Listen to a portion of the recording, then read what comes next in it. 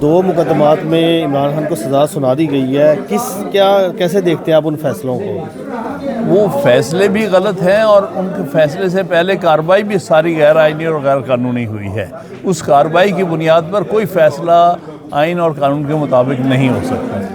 سر cipher case میں انہوں نے لکھا ہے کہ خان صاحب نے سائفر سے پاکستان اور امریکہ کے تعلقات کو نقصان پہنچایا، اور جب وہ سازش ناکام ہوئی اور ان کو احساس ہوا تو اس کے بعد انہوں نے پاک افواج کے خلاف بھی بیان بازی اور ان کو ذمہ دار ٹھہرانا شروع کر دیا. یہ فیصلے میں لکھا گیا ہے. جی فیصلے میں جو چاہے لکھیں، لیکن سوال یہ ہے کہ انہوں نے شہادتیں کیسے کروائی ہیں، کس بنیاد پر یہ فیصلہ کر رہے ہیں. دیکھیں فیصلے ہوا میں نہیں ہوتے، فیصلے ہمیشہ شہادتوں کی ثبوت کی بنیاد پر ہوتے ہیں، اور کوئی ایسا ثبوت مہیا نہیں ہوا، نہ ہی کوئی قانونی اور آئینی طور پر وہ کارروائی وہاں پر ہوئی جس کی بنیاد پر اس قسم کا فیصلہ صادر کیا جاتا. سر ایک بات یہ بھی سامنے آئی ہے کہ خان صاحب کی جو لیگل ٹیم تھی ان کی جانب میں کوئی خامیاں تھیں جس کی وجہ سے بات یہاں تک پہنچی، اور انہوں نے لکھا کہ لیگل ٹیم اور خان صاحب نے عدالت سے تعاون ہی نہیں کیا. یہ باتیں بالکل غلط ہیں.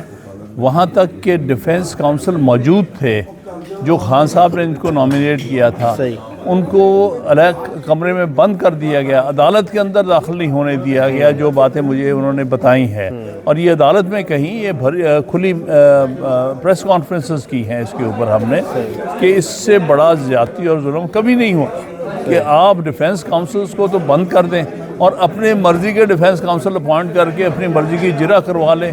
اس سے بڑا مذاق جو ہے ٹرائل کورٹ کے ساتھ اور ٹرائل کے ساتھ اور ہو نہیں سکتا. سر ان فیصلوں سے خان صاحب کو یا تحریک انصاف کو 8 فروری کے جو الیکشن ہو رہے ہیں کتنے متاثر ہوئے ہوں گے خان صاحب؟ کیا لگتا ہے آپ کو ایز اے پولیٹیکل؟ دیکھیے جہاں تک قوم کا تعلق ہے، قوم سب سمجھتی ہے، کوئی چیز ڈھکی چھپی نہیں ہے. جس انداز سے ٹرائل ہو رہے ہیں، جس انداز سے لوگوں پر ظلم ستم اور زیادتی اور جبر ہو رہا ہے، قوم دیکھ رہی ہے، قوم کو پوری طرح سمجھ ہے. یہ بھی پتہ ہے کہ یہ جعلی مقدمات ہیں، یہ بھی پتہ ہے کہ یہ جعلی قسم کے جج مقرر کر کے انہوں نے اور جعلی پروسیکیوٹر مقرر کر کے انہوں نے یہ چلا رہے ہیں. تو اس لیے ہر ایک کو پتہ ہے یہ کارروائی جو ہے ساری غیر آئینی ہو رہی ہے. سر آخری بات سر یہ بتائیے گا کہ 5 فروری کو الیکشن ہونے جا رہے ہیں، انٹرا پارٹی الیکشن ہو. اس سے پہلے جو انٹرا پارٹی الیکشن ہوئے تھے وہ پشاور کے ایک علاقے میں ہوئے تھے، ایک گاؤں میں ہوئے تھے. اب کیا پلان کیا گیا ہے کہ الیکشن کی شفافیت پر سوال نہ اٹھے؟ دیکھیے وہ بھی الیکشن ٹھیک تھے، لیکن بہرحال سپریم کورٹ نہیں مانے. میں اس لیے اس بحث میں نہیں جا رہا ہوں. وہ بھی اناؤنس کر کے، کوئی علاقہ ایسا نہیں تھا، وہ بھی پشاور کا حصہ تھا جہاں پر، اور وہاں پر کافی لوگ اکٹھے ہوئے تھے پی ٹی آئی کے، کوئی ایسی بات نہیں تھی. لیکن بہرحال اب اس میں ایک فیکچول ڈیٹیل میں سپریم کورٹ چلی گئی، جو ہم سمجھتے ہیں کہ سپریم کورٹ کا کام نہیں تھا فیکچول ڈیٹیلز میں جانا. وہ صرف کانسٹیٹیوشن کویسچن ڈیسائیڈ کر سکتے ہیں اور اس کو غیر ضروری. لیکن بہرحال یہ سپریم کورٹ نے کیا ہے تو ہم سپریم کورٹ کے فیصلے کو بہرحال ہم قبول کرتے ہیں. ہمارے چاہے اس پر بڑے ہی تحفظات ہیں، اس کو سامنے رکھتے ہوئے ان گائیڈ لائنز کے مطابق ہم یہ الیکشن کرانے جا رہے ہیں. تو اب سر آپ ان الیکشن میں پارٹیسپیٹ کر رہے ہیں ایز اے کینڈیڈیٹ؟ نہیں، میں کینڈیڈیٹ نہیں ہوں. میں پہلے بھی نہیں تھا، اب بھی نہیں. سر آپ کو آنا چاہیے، پارٹی کی قیادت کریں. آپ لوگ آپ کی طرف دیکھ رہے ہیں. اور پوچھے سوال کوئی جنرل قسم کا میرے بارے میں. اچھا سر یہ بتائیے گا کہ جو نون لیگ کی جانب سے اس الیکشن میں پہلے سے کہی جا رہے ہیں کہ وزیر اعظم نواز شریف، یہ کیا معاملہ ہے سر؟ لگتا ہے کہ یہ سوچی سمجھی اسکیم ہے جس کے تحت انہیں لایا گیا ہے اور انہیں پروموٹ کیا جا رہا ہے. ان کے سارے مقدمات واپس ہو رہے ہیں. کیا پروموٹ کرنے میں وہ کامیاب ہو گئے ہیں؟ یہ تو وقت بتائے گا، لیکن میرے خیال میں عوام کی حد تک تو کامیاب نہیں ہوتے نظر آ رہے ہیں. ہاں شاید جو انہوں نے اپنی پولیٹیکل انجینئرنگ کی جو اسکیم بنائی ہے اس کے مطابق شاید وہ ہو جائے، لیکن یہ وقتی طور پر ہوگا.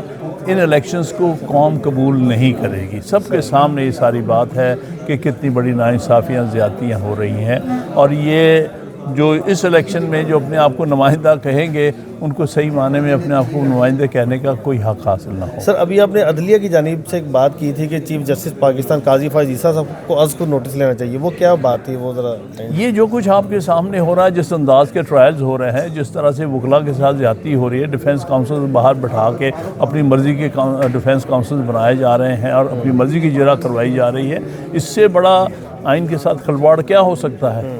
تو سپریم کورٹ کا کیونکہ ان کا ایک ہیومن رائٹس سیل بھی ہے جو آرٹیکل 184(3) کے تحت ہے، میرے خیال میں اس سے زیادہ مناسب اور کوئی کیس نہیں ہوگا کہ اس میں نوٹس لیا جاتا اور نہیں لیا جاتا نہیں لیا جاتا۔ یہ 2018 اور 2024 کے جو الیکشن سے پہلے جو کارروائیاں ہو رہی ہیں سیاستدانوں کے خلاف، کتنا فرق ہے ان میں سر؟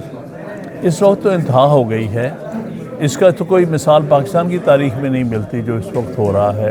اس وقت بھی ایسا ہی تھا، تقریباً ہر بندے کو الیکشن سے پہلے نااہل کیا جا رہا تھا، گرفتاریاں ہو رہی تھیں۔ نہیں، 2 4 5 لیڈرز کو کیا گیا تھا۔ مطلب یہ ایک انگریزی میں بڑا مشہور سینگ ہے، 2 wrongs don't make a right۔ اگر کوئی پہلے کوئی غلطی ہوئی اس کا مطلب نہیں ہے کہ آپ غلطی کرنے کا حق حاصل ہو گیا ہے، اور اس غلطی میں بھی آپ اضافہ مزید کرتے چلے جائیں۔ ناانصافی ہے جب بھی کی جائے۔ سزا کے بعد خان صاحب سے آپ کی ملاقات ہوئی جیل میں؟ جی کیا کہتے ہیں، کیا ویوز ہیں ان کے؟ وہ اپنے حوصلے میں، ان کو پتہ ہے یہ سارے جعلی مقدمات ہیں، ان کے سامنے سب کچھ ہو رہا ہے۔ وہ ڈیل شیل کی بات تو نہیں ہو رہی؟ میرا نہیں خیال، میں کبھی بھی ڈیل کے لیے نہیں کہا، ڈیل کرنے والے وہ ہیں ہی نہیں۔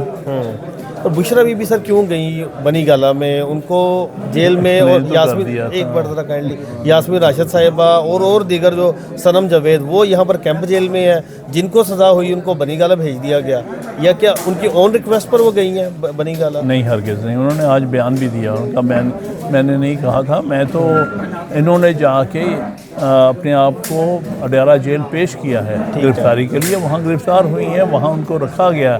یہ بعد میں انہوں نے کسی اور مقصد کے لیے ان کو وہاں سے سب ریل ڈکلیئر کر کے لے جایا گیا۔ ہو سکتا ہے سر آپ کی نظر میں؟ ہو سکتا ہے کہ وہ ڈیل مانگ رہے ہوں، خدا معلوم، میں کیا جانتا ہوں کہ یہ جو ہمارے یہ جو فورسز ہیں یہ کیا چاہتی ہیں۔ ابھی آپ کے سامنے ہے، ہر روز جو کچھ ہم دیکھ رہے ہیں وہ کسی طور پر بھی کسی کے ضمیر کے مطابق نہیں ہے۔ Thank you very much. چلاک ملزم جو ہے وہ فیئر ٹرائل کا حقدار نہیں ہے، اس پر آپ کیا کہتے ہیں؟ چلاک ملزم فیئر ٹرائل کا حق نہیں رکھتا، یہ فیصلے میں لکھا گیا ہے سائفر کیس میں۔ کتنے چلاک ہیں؟ بات ہے کہ انہوں نے خود ہی قبول کر لیا کہ انہوں نے فیئر ٹرائل نہیں